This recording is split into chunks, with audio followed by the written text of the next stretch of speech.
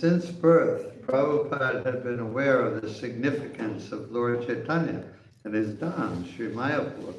He had grown up in Calcutta, where everyone knew of Lord Chaitanya, and because his father, Gaur Mohan De, had been a pure devotee of Lord Chaitanya from childhood, he had sung the Bengali songs of Gaur Nitai and their pastimes in the land of Goda.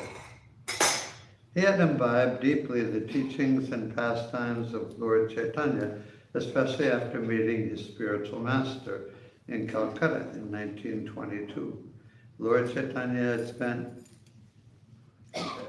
his first 24 years in Mayapur and Navadvip. Yet since his manifest pastimes, almost 500 years ago, the places of those pastimes had been obscured, and the Lord's birth site lost, and his teachings confused and misused. Despite the disciplic line of pure devotees from Lord Chaitanya, not until the advent of Bhaktivinoda Thakur, the father of Bhaktisiddhanta Saraswati, did Lord Chaitanya's Sankirtan movement and pure teachings begin to emerge. Bhaktivinoda Thakur published many books and preached to reestablish the intellectual, moral, and spiritual integrity of Chaitanya Vaishnavism. He researched and explored the land of Navadvip, ascertaining the exact birth site of the Lord. Citing Vedic evidence, he established that many previous incarnations of Vishnu had enacted pastimes in Navadvip. There's an important lesson here, is that the material world, in due course of time, things degrade. Even Lord Chaitanya, Krishna himself, came not very long ago, only a few hundred years ago, but even very shortly, not after his departure, everything became confused again. And that's the nature of the material world. Krishna says in Bhagavad Gita, Idaya Dharmasya, Glanir Bhagavati Bharata. The teaching was lost in course of time, so Krishna comes to reestablish, kill the demons and protect the devotees and reestablish the principles of religion over and over again. So why does he have to do that? Because that's the nature of the material world. Everything is lost and destroyed in course of time. Even the pure teachings of the Supreme Personality of Godhead, to that level. So it's just the nature of the world we live in, especially in Kali Yuga. Things become misused, confused, degraded, dwindled. Everything comes and goes in the material world. I've been talking to Mother Devahuti, say, why can't you stay here forever? And I said, no, I can't stay here, we gotta go. And that's the nature of the material world. People just come and go, come and go, come and go. And that's one good thing about going back home, back to Godhead. I'm pretty sure people don't come and go in Goloka Vrindavan. I think you're there with all your friends and family and Krishna forever and ever.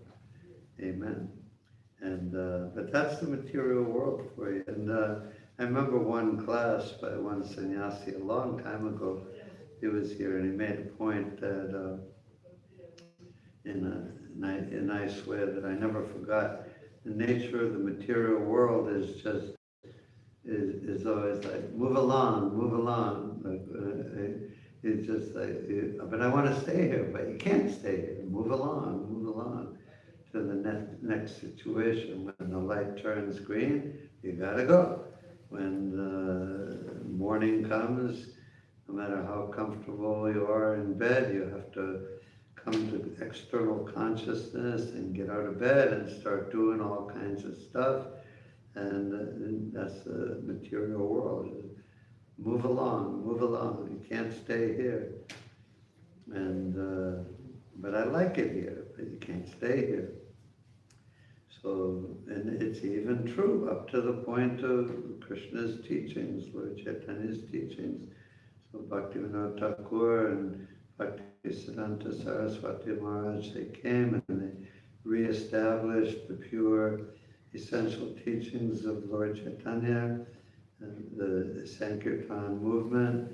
And of course then Prabhupada came and he spread Lord Chaitanya's pure teachings all over the world.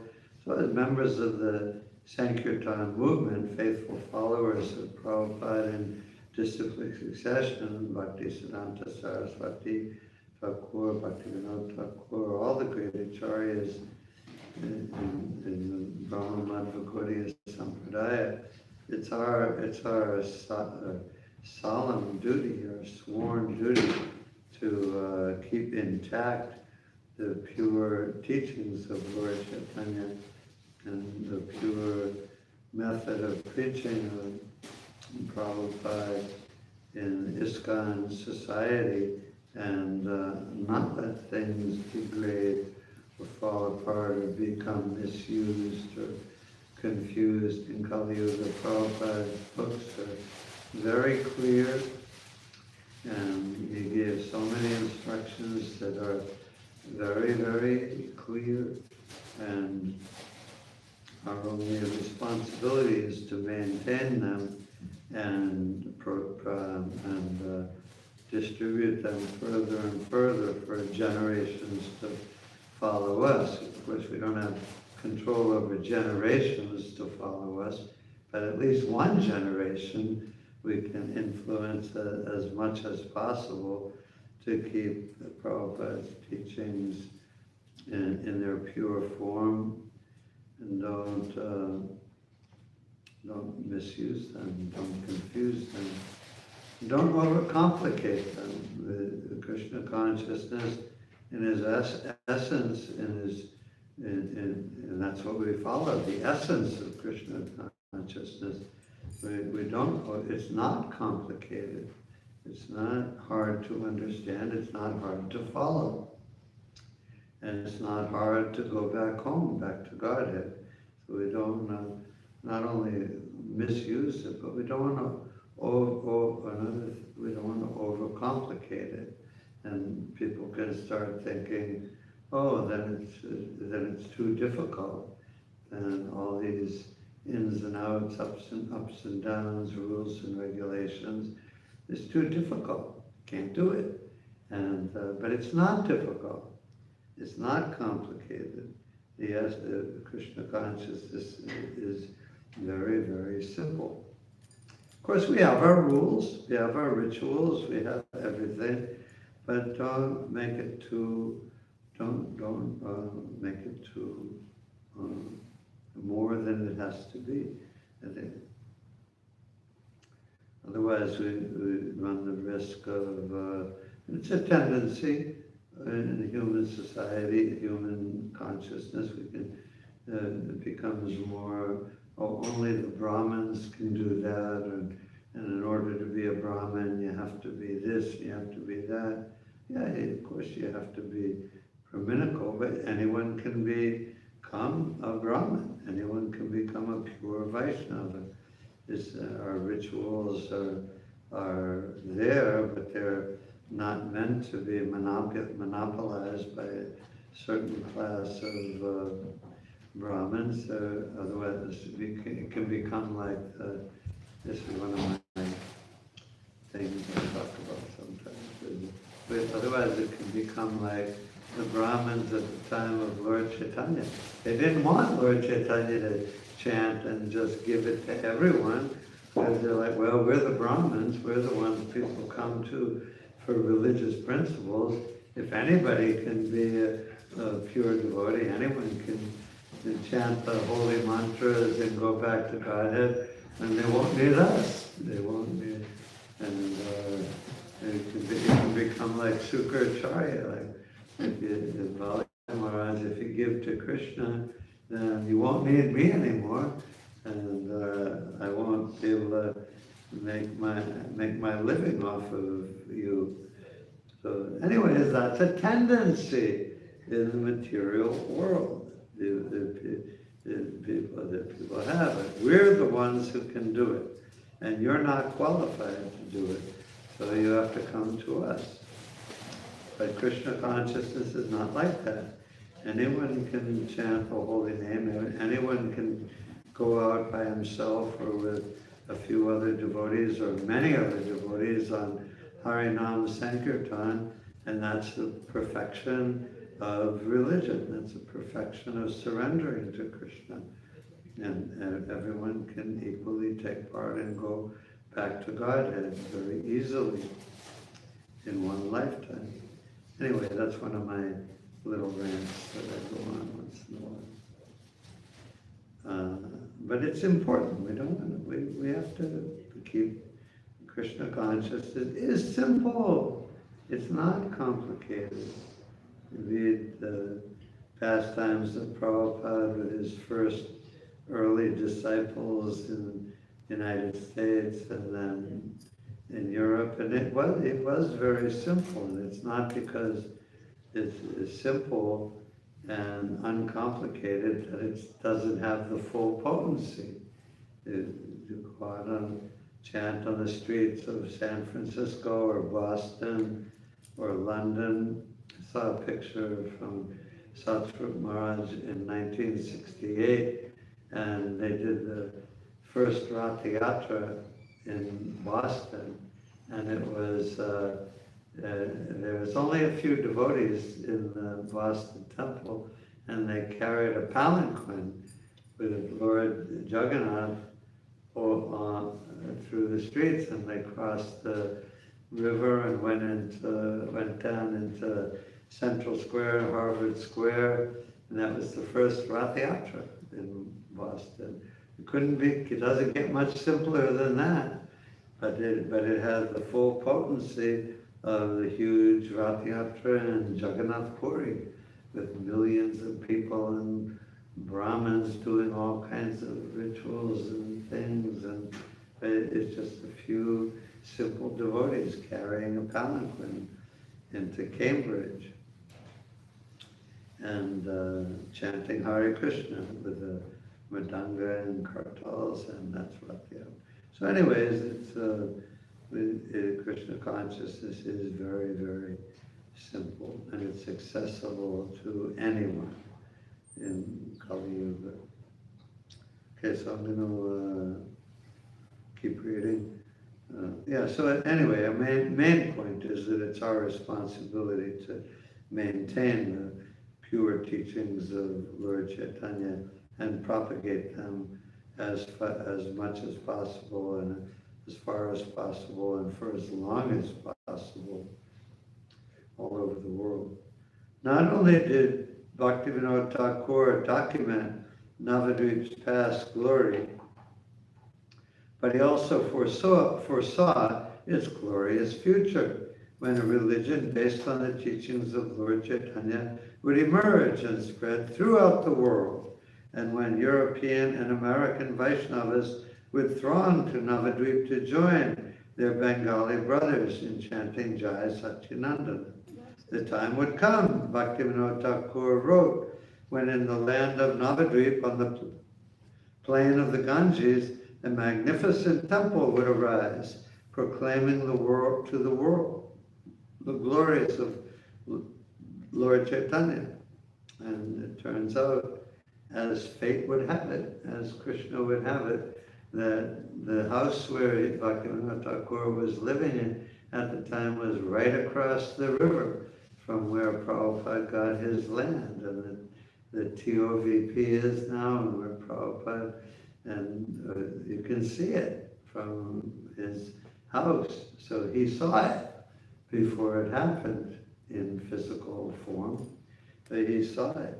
And it happened exactly as he said it would. That the Europeans and Americans and people from all over the world would join together and chant Jai Satyanandana. And it's going on, and it will continue to go on. Bhaktisiddhanta Saraswati, carrying out the desires of his father and preceptor, Bhaktivinoda Thakur, had formed the Gaudiya Math for propagating the teachings of Lord Chaitanya and the glories of Navadvip Dham, he had induced a wealthy disciple to spend his fortune for erecting a temple at Lord Chaitanya's birth site in Mayapur, and he had constructed a kirtan hall commemorating the place of Lord Chaitanya's kirtans. He had also constructed his own residence in Mayapur. He had built temples throughout India, 64 in all, but because he wanted the English-speaking world especially to take to Lord Chaitanya's movement, he had emphasized as first priority the publishing and distributing of Krishna-conscious literature. Srila Prabhupada, sitting in his room in the Calcutta temple, shared the great vision of Bhaktisiddhanta Saraswati and Bhaktivinoda Thakur. Yet to enact this great vision, he had to take practical steps, and he was content to take them in the most humble way. A devotee should not simply daydream, expecting Krishna to accomplish everything with miracles. Prabhupada, however, Krishna does unlimited miracles. And the whole Krishna consciousness movement is a huge, incredible miracle. The Prabhupada coming and starting the ISKCON movement is nothing but an incredible miracle. But within the miracle is a way to help Krishna manifest his miracle. Not that Krishna needs help, but he wants his devotees to help him and take the credit. As with Arjuna on the battlefield of Kurukshetra, he wants us to help him perform his miracles. But in order to do that, we have to take practical steps. And Prabhupada was a very practical person. He knew how to deal in the material world in practicalities. He had a lot of experience with that. Prabhupada, however, was not dreaming idly.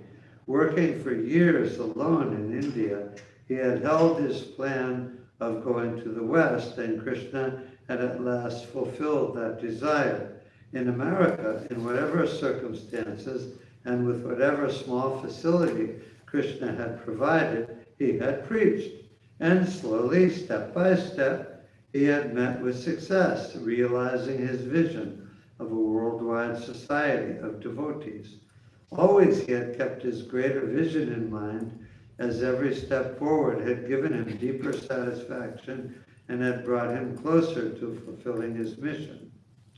This was in 1971, and what month was it? It was March 1971, and so this was 5 years after Prabhupada started preaching in the United States, or 6 years, but 5 years since establishing 26 Second Avenue. And at about this time, the same time in 1971, he was writing purports in the Chaitanya Charitamrita, and there's one purport, I forget exactly where it is, but he said he's writing it in 1971, and he said, and he says, and people are amazed that in 5 short years, this Krishna consciousness movement has spread all over the world. And he says, but what to speak of 5 years? If Lord Chaitanya wants, he can spread his name and fame all over the world in 5 days. And, anyway, it's Krishna consciousness is still spreading like wildfire all over the world, and it will continue. Prabhupada, however, was not dreaming idly. Working for years alone in America, and slowly, step by step, he had met with success. Always he had kept his greater vision in mind, as every step forward had given him deeper satisfaction and had brought him closer to fulfilling his mission. Prabhupada sometimes told the story of a poor potter who dreamed of expanding his business and becoming fabulously rich. As the porter slept one night, he dreamed of how much land and how many houses he would have, and of how he would have a beautiful wife. When the potter considered that perhaps the wife would quarrel with him, he became angry and said, "If my wife fights with me, I will kick her." And kicking, he broke the only 2 pots in his stock and was reduced to nothing. Whether chanting or writing or reading or preaching, Prabhupada had been absorbed in his plans for spreading Krishna consciousness and fulfilling the dream of the past acharyas. Now he was anxious to complete the next step, and for this he was waiting up past midnight, meditating on his 2 disciples and their important mission. And one of them was Palimardhan, who's here now. He can probably tell you exactly about this. I wasn't here when he gave his talks, but I don't know if he spoke specifically about this, but he's the one who went with Tamal Krishna Maharaj to buy the land in Mayapur. And Prabhupada is waiting for them to come back now. As Prabhupada sat, wrapped in thought, the only sounds were the usual sounds of the night. Mice within the walls, a brahmachari snoring on the veranda, and in the distance the night watchman making his rounds, his stick striking the street. There were no cars, and only an occasional wooden rickshaw clattered along the potholed road. Prabhupada wondered if perhaps his boys had been robbed. They were carrying like 14,000 rupees with them in a money belt. And that's a kind of dangerous thing to do, especially for 2 young men in a foreign land that they didn't know much about, and going, it's a lot of money. And even if it was a little money, it would be dangerous. Prabhupada wondered if perhaps his boys had been robbed. Before sending them off, he had shown Tamal Krishna how to carry money around in his waist in a makeshift cloth money belt. But it had been a great deal of money, and robberies were not uncommon around Navadvip. Or perhaps there had been some other delay. Sometimes in land negotiations involving large sums of money, the court would require that a clerk record the denomination and serial number of every note exchanged. Or perhaps the train had broken down. Suddenly, Prabhupada heard footsteps on the stairs. Someone opened the outer door and now walked along the veranda just outside. A soft knock. "Yes, who is it?" Prabhupada asked. Tamal Krishna entered and prostrated himself before Srila Prabhupada. So Prabhupada asked, "What is your news?" Tamal Krishna looked up triumphantly. "The land is yours." Prabhupada leaned back with a sigh. "All right," he said, "now you can take rest." I'm sure they were probably pretty tired. It's an eventful moment. It's unlimited eventful moment. This is an eventful moment in ISKCON. A few people who come in for Srimad Bhagavatam class and Pujari on the altar taking care of the deities. Every moment in Krishna consciousness is a moment of celebration. It's an eventful moment. Everything in relationship to Krishna is very important. There's no insignificant moments or services in Krishna consciousness. Just to sit and chant your rounds is a world, it's worthy of being broadcast on CNN and all over Europe and all over the whole world. And a devotee in the Boston temple sitting and chanting her rounds. That's newsworthy for the whole world. There's nothing insignificant in Krishna's service. So this is London, August 1971. A few months later, Prabhupada had asked the Indian High Commissioner for the United Kingdom to petition Prime Minister Indira Gandhi to attend ISKCON's upcoming cornerstone laying ceremony in Mayapur. Although already Prabhupada had instructed all his GBC secretaries to attend the ceremony, and he had asked the devotees to invite many prominent citizens of Calcutta. Writing to his disciples in India, he said that if they could not get Indira Gandhi to come, they should at least get the governor of Bengal, Sri S.S. Dhawan. Meanwhile, Prabhupada was meeting in London with several of his disciples experienced in architecture and design. He wanted them to draft plans for his Mayapur project. Narayan had built Rath Yatra carts and designed temple interiors. Ranchur had studied architecture, and Bhavananda had been a professional designer, but Prabhupada himself conceived the plans for the Mayapur buildings. He then told his three-man committee to provide sketches and an architect's model. He would immediately begin raising funds and securing support in India for the project. To the devotees who heard Prabhupada's plans, this seemed the most ambitious ISKCON project ever.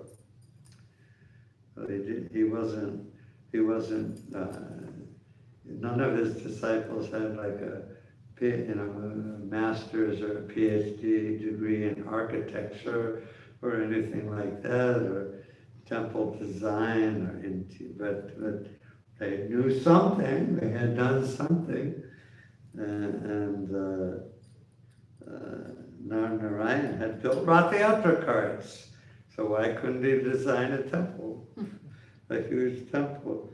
And Ranchur had studied some architecture, and so that's another example that Prabhupada came, and when he came to the United States, he told the story of a poor man who was walking along the road, and he found a wire, and then he walked a little farther and he found an empty gourd, and he walked a little farther and he found a stick, and he put them together and he made a veena, and he played beautiful music. And he compared that to himself, that I came to the United States and I found some young men and women, hippies, just aimless, crazy, not crazy, but they were nice, sometimes crazy, but definitely inexperienced, like raw youth, hardly any experience in the world. And he picked everybody up and he gave everyone the Hare Krishna Maha Mantra, and he started a worldwide movement with just a few simple, young, enthusiastic, surrendered disciples. And he played beautiful music. While taking his morning walks in Russell Square, Prabhupada would point to various buildings and ask how high they were. Finally, he announced one morning that the main temple in Mayapur should be more than 300 feet high. How tall is the TOVP? It's like 100 feet? That's pretty high. That's like 10 stories high. 10-story buildings. Not 330 stories, but pretty darn big. When I went to Mayapur a few years ago and I saw the TOVP for the first time, it's kind of pretty mind-blowing. It's really big. 370 feet. What? TOVP is 370 feet. 370 feet. That's how tall it is? 370 feet? The dome will be top of the dome. The top of the dome is 370 feet. That's the highest point. I mean, there's about 10 feet to a story. That's about 37 stories high. That's half as tall as, more than half as tall as the Prudential Center. That building on, I didn't know it was that tall. I knew it was big. Dog itself may be 50 feet, more than 50. Yeah, I mean, it's got a huge dome.